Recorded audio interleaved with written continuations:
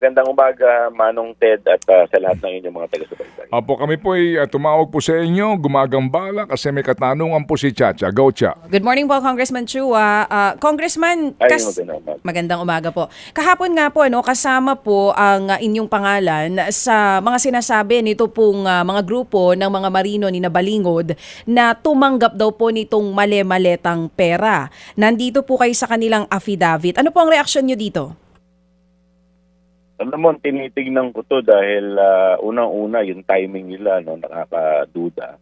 Dahil ito'y nilabas nila kung kailan nagkakaroon ng hearing sa ICC. So obviously, yung mga nilagay nila dyan, mga miyembro ng Quadcom, they wanted to discredit the Quadcom and kasi hindi rin naman po kaila sa atin by next week, sisimula na rin po yung impeachment ni BP Sara. So they wanted to discredit itong mga ginagawa po natin pagdinig dito sa Kamara. So itinatanggi nyo po ito ring paratang nitong nila Baligod. Ang sinasabi rin po kasi nila dito sa kanilang affidavit, sa tuwing may hearing daw ang Quadcom ay inuutusan sila na mag-escort sa mga executive assistants ni Zaldico papunta daw po sa House of Representatives na may dalang paper bags na bawat isa may lamang 5 milyong piso. Nako, ang sarap naman po sana kung totoo. Kaya lang ito po ay wala pong katotohanan. Ito po ay nakakatawa dahil nila sinasabi nila dyan sa HOR pag ginagawa. Wala po lahat ito katotohanan. So, nung pong time na yon, sir, kasi ang inyong komite hindi part ng Quad Committee, but there are times umaattend po kayo dun sa Quadcom hearing eh. Wala po kayong naaaninag noon na may nag-aabutan po halimbawa ng mga ganoon kung sakali man. May binabanggit din po sila kanina dito na nandun daw sila malapit sa helipad. At nakikita daw doon, nagpapasundo yung mga mambabatas sa kanilang mga drivers. Bit na daw po yung mga paper bags. With more reason, paano ka naman magbibit-bitan dun sa labas ng helipad? Ang daming tao dyan, may mga security guard. Ano ba namang klaseng statement yan? So, no single na ganitong eksena ang nangyari during that time? Wala pong ganyan. Oo. Sir, ang sinasabi niyo po ay kapareho din sinasabi kanina nung unang mga nakausap namin na parang yung timing nitong paglabas nila ay parang dahil sa pagsisimula po nitong impeachment complaints laban po or impeachment case na nakahain na dyan ngayon sa Kamara. Would you know, may idea po ba kayo kung sino ang nasa likod nila kung sakali man? Hindi ko po alam eh. Pero alam po ninyo, hindi naman po ako magtataka dahil unang-una naglabas na sila ng mga faking video ng Pangulo. Naglabas sila ng faking medical certificate. Ngayon, ito faking narratives na naman. So marami pa at inaasahan namin na habang lalo pa pag sinimula na namin itong impeachment ng ating Vice President, mas iigting pa ang mga paninira na ilalabas po ng kabila. Pero parte ito ng parte ito ng aming trabaho. Kami po ay hindi magpapatinag at patuloy na gagampanan po kung ano man po ang dapat namin gawin. Congressman, dito po sa 25 no, na nababanggit ng mga dati at kasalukuyang kongresista, doon po sa mga kasalukuyan po nakaupo sa 20th Congress, kayo ba yung nag-usap-usap na? Meron ba kayong mga mensahe ngayon kung may binabala kayong gawin sa kasalukuyan po na kayo nakaupo sa Kongreso? Go ahead, sir. Hindi ko pa po nakakausap yung mga kasama ko, pero kasi nung unang nakita ko yung listahan, natawa ko eh. Kasi nandoon pa si dating ngayon Congresswoman Laila De Lima na hindi naman miyembro ng 19 Congress. Saka yung mga makabayan na bumabanat din sa amin. Nandoon din yung mga pangalan nila. Si Senator Tito Soto, nandoon din, hindi pa naman senador. Hindi nung una kaya hindi ko masyadong sineryoso to.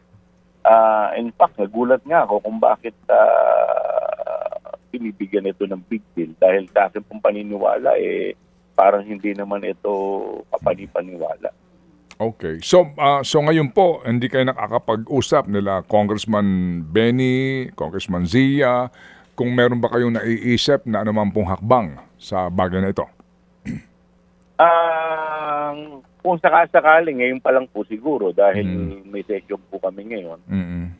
Kahapon naman po, umattend ako sa mga committee hearing. Tapos, nalaman ko kasi yan, medyo papunta ako sa isang event na may nag-forward sa akin. Kaya hindi ko naman po ito sineryoso. Akala ko nga peke eh.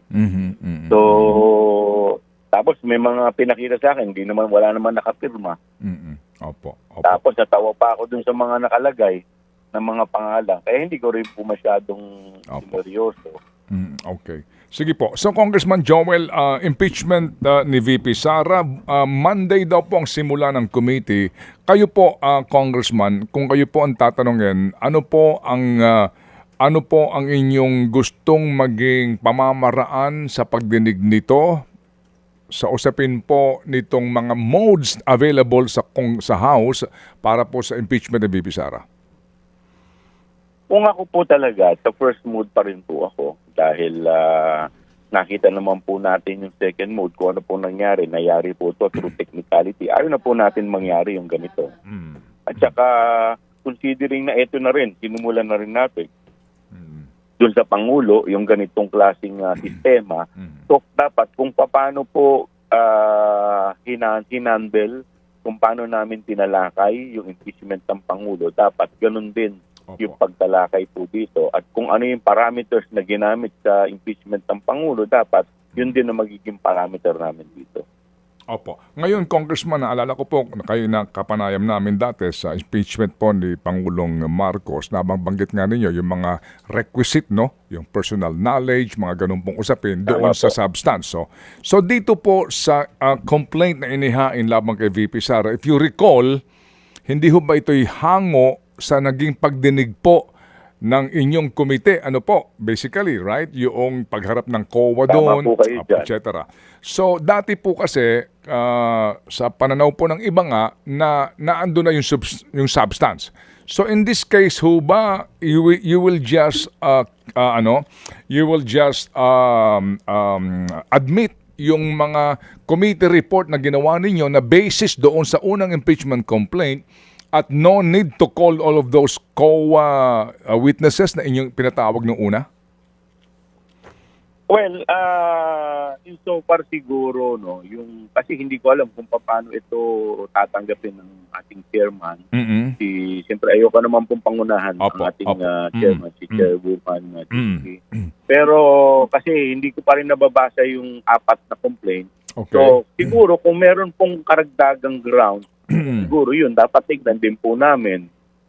Pero yung sa iba, I'm sure lahat naman po yata kami familiar na doon. Lahat kami naging miyembro doon. Lahat kami may personal knowledge na saksihan namin. Siguro doon sa ibang ground na lang titignan natin. Mas bubusisiin natin.